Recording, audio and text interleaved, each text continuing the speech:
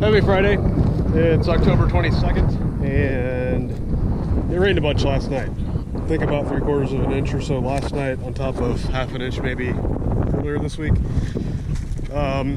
It's supposed to be windy today, but it's 35 degrees and I don't think there's going to be much, if any, sunshine.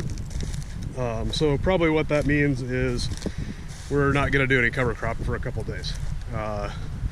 I think it is supposed to be sunny tomorrow, but we're back to sacred weekends now that we've got the crop out of the field. And the forecast mid to late next week looks acceptable, but I think we'll be able to do some rye then probably.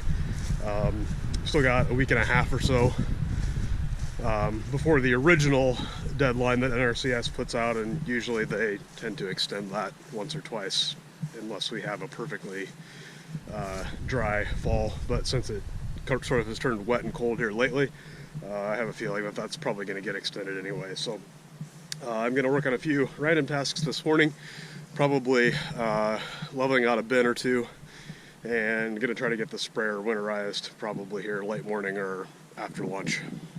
Well, I'm up in the top of the bin with the gravity spreader. I would say the center is a good 6 feet higher than the edges, but it looks like the edges are halfway even. I haven't sort of hiked over to the other side yet.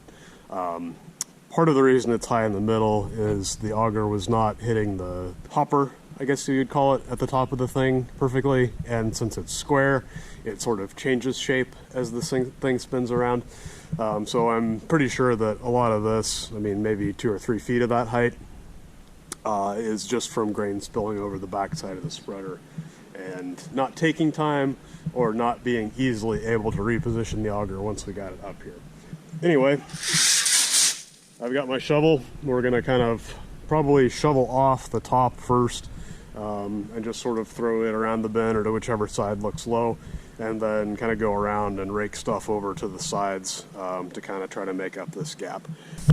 So we tried to set this up as close to the way the picture showed as possible, but I don't actually have the right proper piece for that straight thing.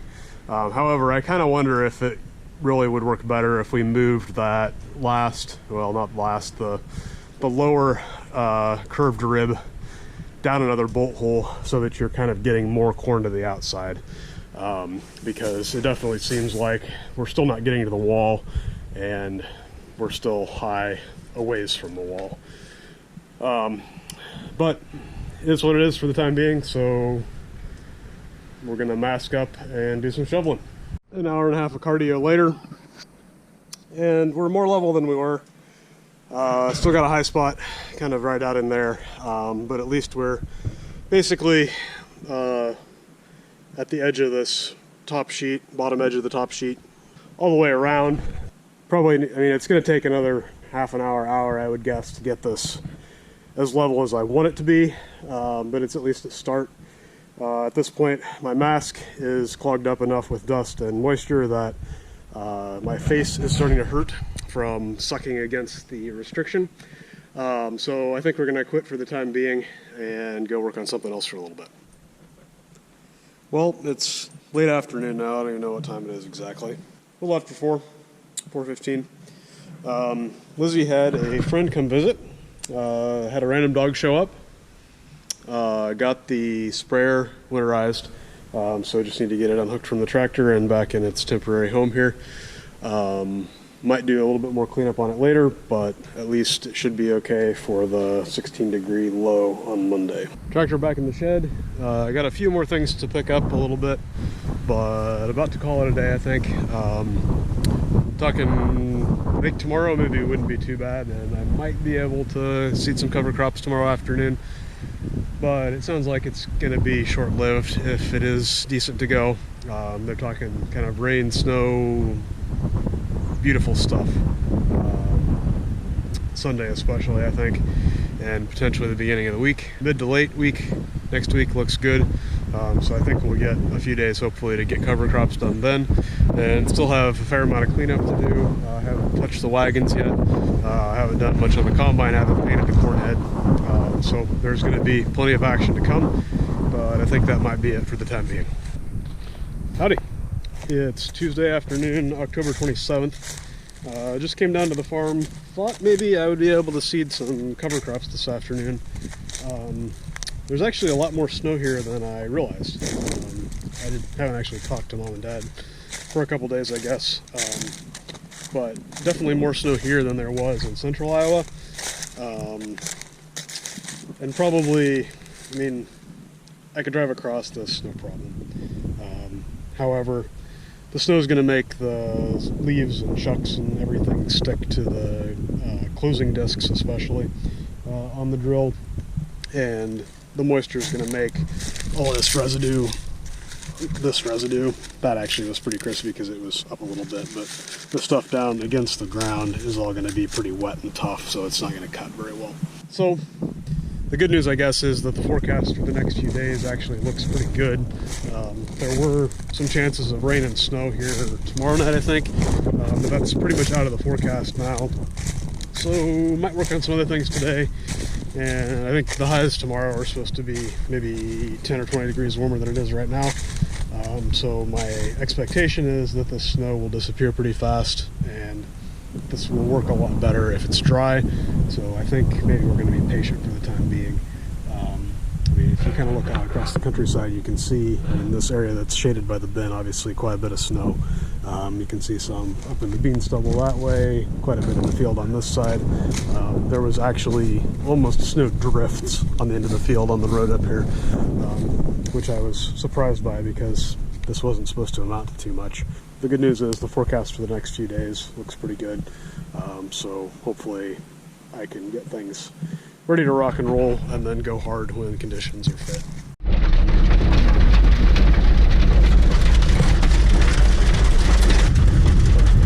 Well, that rattling noise is because I decided to go check a couple fields a few miles west of here to see what they were like in case it maybe snowed less there. Started going down the dirt road and decided that was going to be a bad idea pretty quickly, but then had a whole bunch of clay and crap stuck to the tires. So when I pulled back onto the gravel, then that all picks up stuff and launches it at your bodywork until you get the dirt knocked off. So probably not going to do anything in the fields this afternoon. You can kind of see some of the more substantial drifts on the edge of the field that I was talking about. But there's some things I can work on. So I do want to get some front weights put onto that tractor so that I have a little bit better front end contact with the toolbar weight on the back. And again, probably can find plenty of things to do. I did get a fuel pump for the four-wheeler, so that is another small project that I can get put on and then fill the tank back up with gas and see if that solves the problem or if we're still losing fuel. And probably I'll come up with a few other things to work on as well. Got the fuel pump back on this. It took a little more work than I hoped it would, mostly because of the back bolt on the mounting bracket. You can just barely see up there. There's like a rubber isolator, there's a washer on each side and a bushing through the middle, and then you have to get the bolt through and get the nut turned on the back side between the little bracket and the gas tank. So I probably dropped various pieces on the ground at least 30 times. If I knew it was going to be that much trouble, probably would have been ahead to just pull the plastic off, because if you could actually get to it, it would not be a big deal at all. So we are filled back up with gas now. So basically we're just going to watch and see if that goes down. So I've got it kind of right at the bottom edge of that white plastic liner thing, we'll call it, I guess. So we'll just have to keep an eye on it. Last week I had sort of convinced myself that the petcock diaphragm maybe was okay, but right here's where the supply line from the tank was laying over the weekend, and it seems to be still dripping a little bit. So even though it basically works, so essentially the way that it functions, it has like a shut off so that when the engine is running there's vacuum, and that opens up and allows gas to flow. When the engine's off, there's no vacuum, should not allow gas to come out the bottom of the tank. And it seemed to basically work, but it seems to be leaking a little bit. So I would guess that the rubber pieces in there maybe are a little stiff and not totally sealing.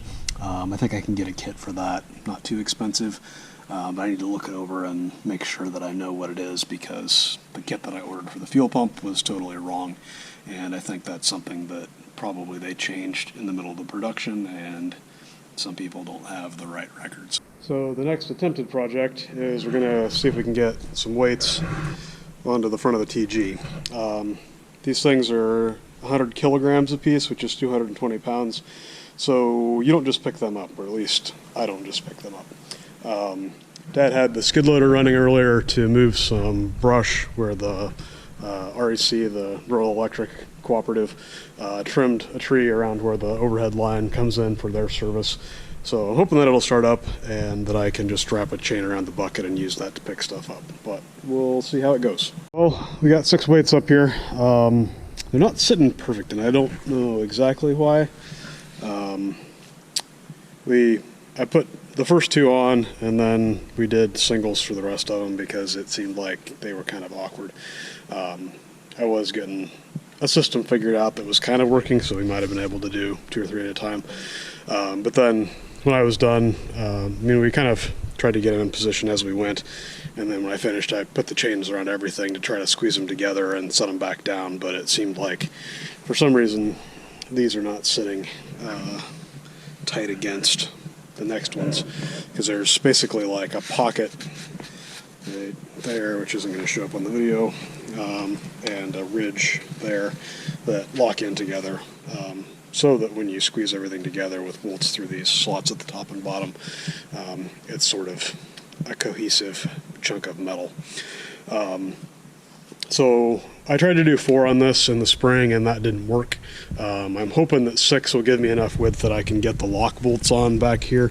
The problem with 4 was that basically there wasn't enough meat where the slot was that the tab had to engage with on this bracket to be able to clamp stuff down.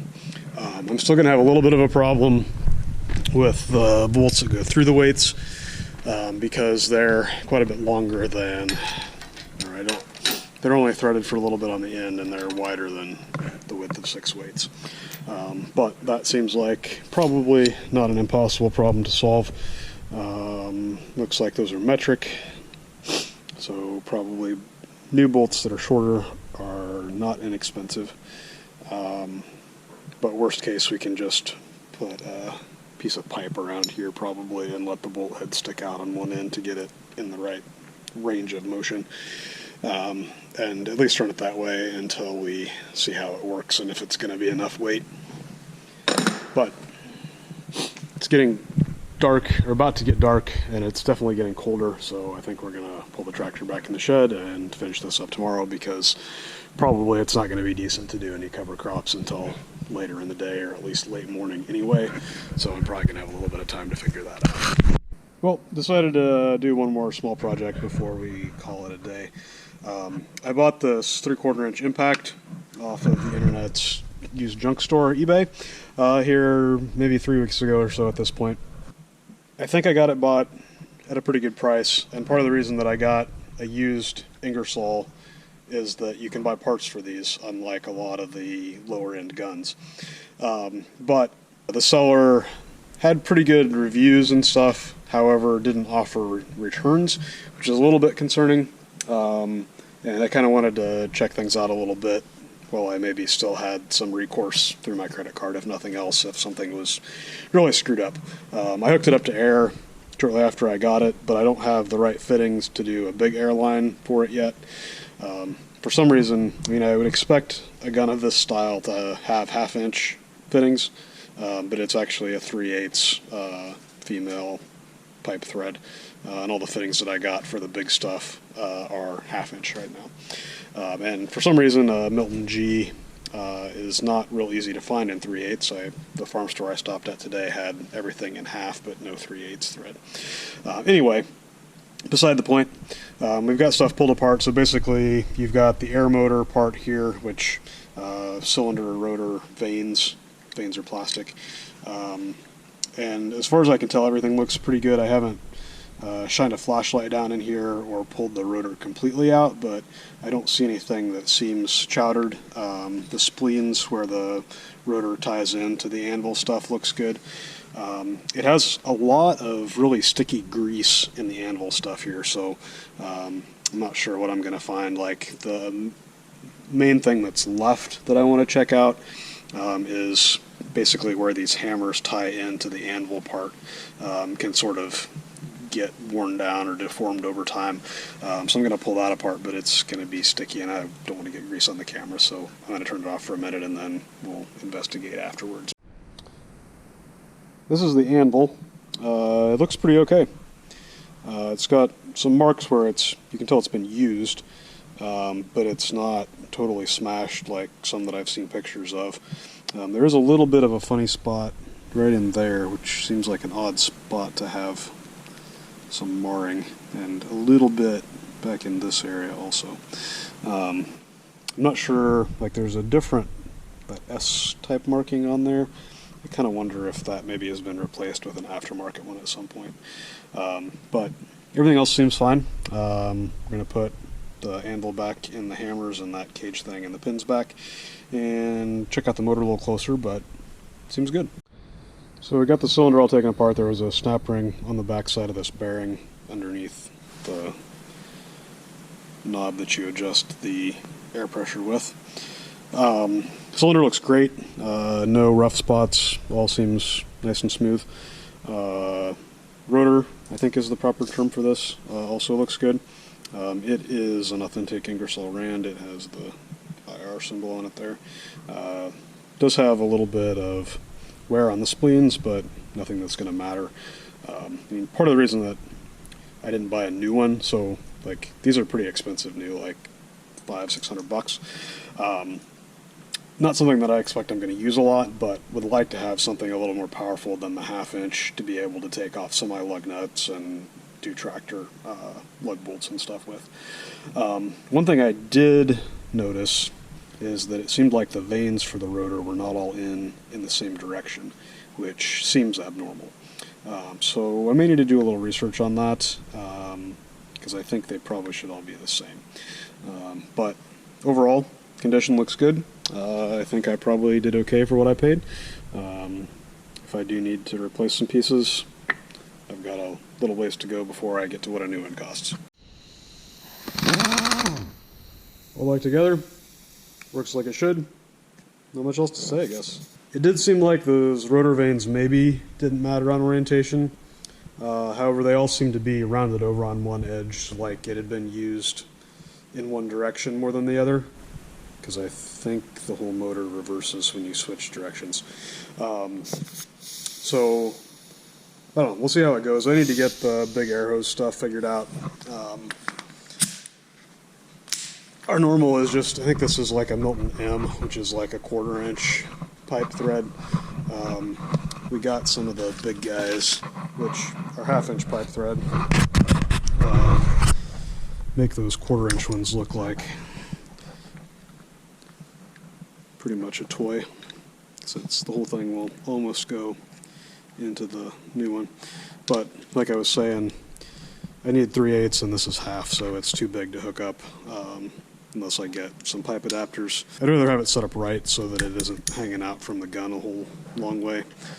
So I need to find somewhere that I can buy one of the 3/8, because I've already got 5 halves. I think anything else we hook up to this is probably going to be 1/2 inch. Anyway, good news. Most likely I will get the big air hose stuff all figured out and see how it acts with that. And if it seems like it's still a little bit weak, then buy a rebuild kit that has new vanes for that rotor and a few other seals and things, and try that, because those rebuild kits are not terribly expensive.